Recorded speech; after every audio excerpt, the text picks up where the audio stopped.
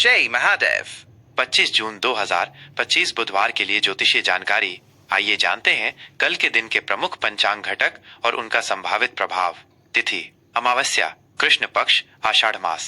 अमावस्या तिथि आज 24 जून 2025 शाम 6:59 बजे से शुरू होकर कल 25 जून 2025 शाम 4 बजे समाप्त होगी। चूंकि 25 जून को सूर्योदय के समय अमावस्या तिथि विद्यमान रहेगी, इसलिए स्नान, दान, पितृतर्पण और अन्य धार्मिक अनुष्ठान इसी दिन संपन्न किए जाएंगे। यह तिथि प्रकृति और ऊर्जा के नवीनीकरण का प्रतीक है।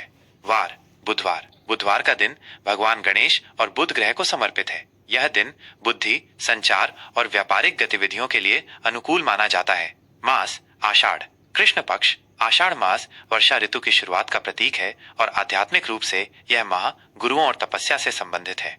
विक्रम संवत 2082।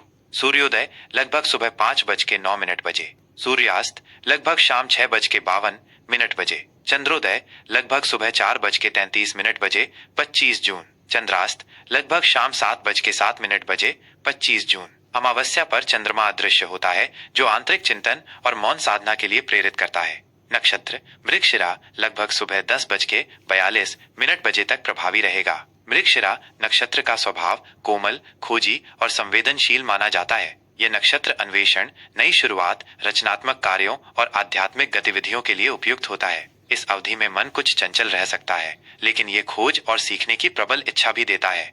योग दंड लगभग सुबह 6:01 बजे तक प्रभावी रहेगा।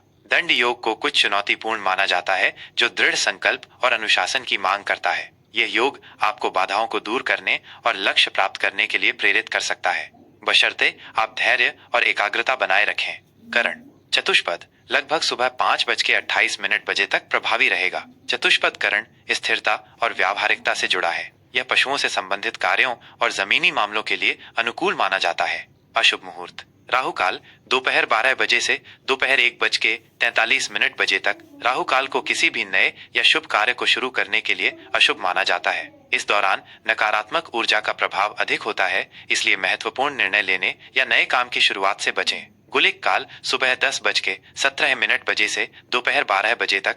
यमगंड काल सुबह 6:52 बजे से सुबह 8:34 बजे तक।